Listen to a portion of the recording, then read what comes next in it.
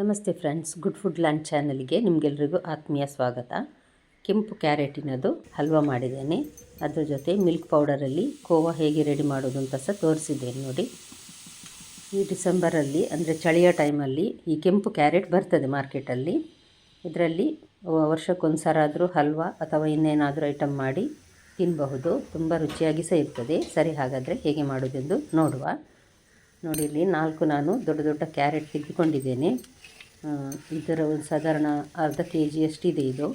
ಇದರ ಈ ರೀತಿ ತೆಳುವಾಗಿ ಸಿಪ್ಪೆ ತೆಗೆದು ಚೆನ್ನಾಗಿ ತೊಳೆದು ಇದನ್ನು ಇಟ್ಟುಕೊಳ್ಬೇಕು. ನಿಮಗೇನಾದರೂ ಈ ರೆಸಿಪಿ ಇಷ್ಟ ಆಯ್ತು ಅನಿಸಿದರೆ ದಯವಿಟ್ಟು ಲೈಕ್ ಬಟನನ್ನು ಪ್ರೆಸ್ ಮಾಡಿ ಹಾಗೂ ಫ್ಯಾಮಿಲಿ ಫ್ರೆಂಡ್ಸಿಗೆ ಶೇರ್ ಮಾಡೋದನ್ನು ಖಂಡಿತ ಮರಿಬೇಡಿ. ನೋಡಿ, ಎಲ್ಲ ಸಿಪ್ಪೆ ತೆಗೆದು ಚೆನ್ನಾಗಿ ತೊಳೆದು ಇದರ ತುದಿ ಮತ್ತು ಅದರ ಕಡೆ ಭಾಗವನ್ನು ಬಿಸಾಡಿದ್ದೇನೆ ನಾನು.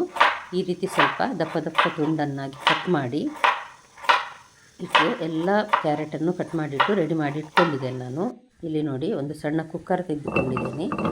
ಈ ಕುಕ್ಕರಿಗೆ ನಾನೀಗ ಎಲ್ಲ ಕ್ಯಾರೆಟ್ ಕಟ್ ಮಾಡಿದ್ದನ್ನು ಹಾಕಿ ಸಾಧಾರಣ ಒಂದು ಅರ್ಧ ಗ್ಲಾಸ್ ಅಥವಾ ಅರ್ಧ ಕಪ್ಪಿನಷ್ಟು ಸ್ವಲ್ಪ ಸಾಕಾಗ್ತದೆ ಹಾಲನ್ನು ಹಾಕಿ ಒಂದು 3 ವಿಜಿಲ್ ನಾನಿಗೆ ಕೂಗಿಸ್ತೇನೆ. ಈಗ ನೋಡಿ, ಇದು ಏಲಕ್ಕಿ, ಒಂದು 5-6 ಏಲಕ್ಕಿಯನ್ನು ಇಡೀ ಹಾಕಿದ್ದೇನೆ ನಾನು.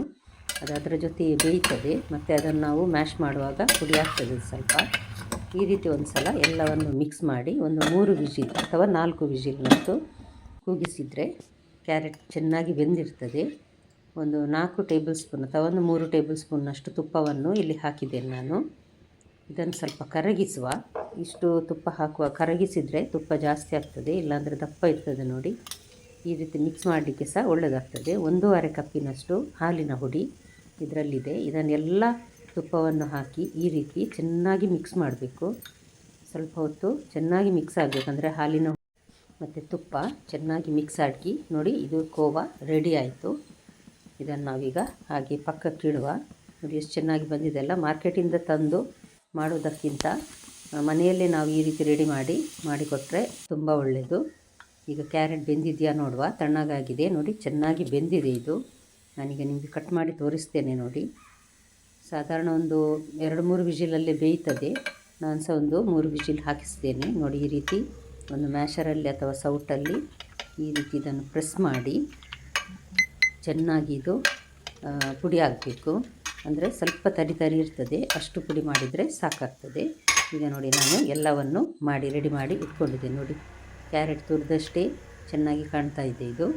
ಈಗ ಇನ್ನೊಂದು ಬಾಣಲಿಗೆ ನಾನು ಇದನ್ನೀಗ ಟ್ರಾನ್ಸ್ಫರ್ ಮಾಡ್ತೇನೆ ನೋಡಿ. ಇದನ್ನು ಹಾಕ್ತಾ ಇದ್ದೇನೆ. ಈಗ ಸಕ್ಕರೆ ನೋಡಿ ಹಾಕ್ಕೊಳ್ಬೇಕು. ನಾನಿಲ್ಲಿ ಸಣ್ಣ 1 ಕಪ್ ಸಕ್ಕರೆ ಹಾಕ್ಕೊಂಡಿದ್ದೇನೆ. ಸ್ವಲ್ಪ ಜಾಸ್ತಿ ಬೇಕನ್ನಿಸಿದವರು ಜಾಸ್ತಿ ಹಾಕ್ಕೊಳ್ಬೋದು, ಕಡಿಮೆ ಬೇಕನ್ನಿಸಿದರೆ ಕಡಿಮೆ ಸಹ ಹಾಕ್ಕೊಳ್ಬಹುದು. ನೋಡಿ, ಈ ರೀತಿ ಸಕ್ಕರೆ ಹಾಕಿ ಸ್ವಲ್ಪ ಇದನ್ನು ಈ ರೀತಿ ಮಿಕ್ಸ್ ಮಾಡಿದರೆ ಸಕ್ಕರೆ ಕರಗ್ತದೆ. ನೀರು ಅಥವಾ ಹಾಲು ಬೆರೆಸುವ ಅಗತ್ಯ ಇಲ್ಲ. ಈಗ ನಾವು ರೆಡಿ ಮಾಡಿಟ್ಟ ಹಾಲಿನ ಪುಡಿ ಮತ್ತು ತುಪ್ಪದ ಕೋವವನ್ನು ಇದಕ್ಕೆ ಹಾಕುವ. ಎಲ್ಲ ಹಾಕಿದ ನಂತರ ಸ್ವಲ್ಪ ಮಿಕ್ಸ್ ಮಾಡಬೇಕು, ಜಾಸ್ತಿ ಮಿಕ್ಸ್ ಮಾಡ್ಕೊಳ್ಬಾರ್ದು. ಯಾಕಂದರೆ ಇಲ್ಲಾಂದರೆ ಅದು ಬಿಸಿಗೆ ಮೆಲ್ಟ್ ಆಗ್ತದೆ ತುಪ್ಪ. ಅದು ಗಟ್ಟಿ ಹಾಲಿನ ಹುಡಿಯೊಂದಿಗಿರುವಾಗ ಅದು ಫುಲ್ಲು ಮಿಕ್ಸ್ ಆಗಿ ಹೋಗ್ತದೆ. ಹಾಗಾಗಿ ನೋಡಿ, ಈ ರೀತಿ ಸ್ವಲ್ಪ ಮಿಕ್ಸ್ ಮಾಡಿದರೆ ಸಾಕು. ನಂತರ ಮುಚ್ಚಳ ಮುಚ್ಚಿ ಒಂದು ಮೆಲ್ಲ ಉರಿಯಲ್ಲಿ 1-2 ನಿಮಿಷ ಹಾಗೆ ಬಿಟ್ಟು ಬಿಡುವ. ಅಷ್ಟೊತ್ತಿಗೆ ನೀರು ಸಹ ಚೆನ್ನಾಗಿ ಆರಿರ್ತದೆ. ನೋಡಿದ್ರಲ್ಲ, ಇದು ಡ್ರೈ ಆಗ್ತಾ ಬಂತು. ಈಗ ಡ್ರೈ ಫ್ರೂಟ್ಸು ನಿಮ್ಗೆ ಯಾವ ಡ್ರೈ ಫ್ರೂಟ್ಸ್ ಬೇಕು ನೋಡಿ ಹಾಕ್ಕೊಳ್ಬೋದು. ನಾನಿಲ್ಲಿ ಬಾದಾಮಿ ಮತ್ತು ಗೇರು ಬೀಜವನ್ನು ಹಾಕಿದ್ದೇನೆ. ಬಾದಾಮಿಯನ್ನು ಸಣ್ಣಗೆ ಕಟ್ ಮಾಡಿದ್ದೇನೆ. ಈಗ ಮೇಲ್ಗಡೆ 1 ಟೇಬಲ್ ಸ್ಪೂನ್ನಷ್ಟು ತುಪ್ಪ ಹಾಕಿದರೆ ಕ್ಯಾರೆಟ್ ಹಲ್ವಾ ರೆಡಿ ಆಯಿತು. ಕೊನೆಗೊಂಚೂರು ಹಾಕಿದರೆ ಎಕ್ಸ್ಟ್ರಾ ಟೇಸ್ಟ್ ಕೊಡ್ತದೆ, ಅದಕ್ಕೋಸ್ಕರ. ನಿಮ್ಗೆ ಇಷ್ಟ ಆದರೆ ದಯವಿಟ್ಟು ಲೈಕ್ ಬಟನನ್ನು ಪ್ರೆಸ್ ಮಾಡೋದನ್ನು ಖಂಡಿತ ಮರಿಬೇಡಿ. ನೋಡಿದ್ರಲ್ಲ, ಸುಲಭ ರೀತಿಯಲ್ಲಿ ಮಾಡಿದಂತಹ ಕ್ಯಾರೆಟ್ ಹಲ್ವಾ ಇದು. ಖಂಡಿತ ಒಮ್ಮೆ ಟ್ರೈ ಮಾಡಿ ನೋಡಿ. ನಾಳೆ ಇನ್ನೊಂದು ಹೊಸ ರೆಸಿಪಿಯೊಂದಿಗೆ ನಿಮ್ಮನ್ನು ಮತ್ತೆ ಭೇಟಿ ಆಗ್ತೇನೆ. ನೋಡಿದೆಲ್ಲ ವೀಕ್ಷಕರಿಗೆ ಧನ್ಯವಾದ.